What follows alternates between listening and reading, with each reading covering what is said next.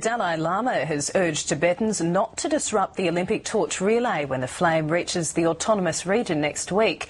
He also says he's confident about future talks with China over Tibet. Up to 6,500 people pack Sydney's Dome Stadium to hear the Dalai Lama speak about meditation.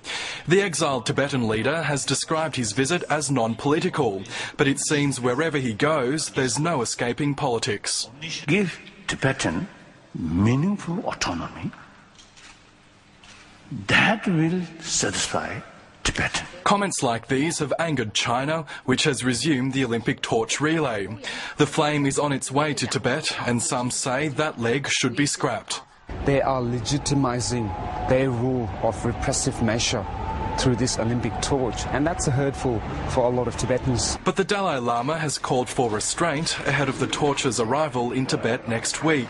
In my appeal to Tibetan people, there also I mentioned, you see, we should not, we must respect the Olympic game, we fully support.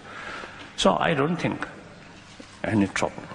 Greens leader Bob Brown has raised the Tibet issue with the spiritual leader ahead of Immigration Minister Chris Evans' meeting with him tomorrow. Thousands of people from around Australia have turned out to Sydney Olympic Park to attend the Dalai Lama's teachings, which end on Sunday. The only sign of protest during this visit has come from within the Buddhist community itself, from a group known as the Shugden Society.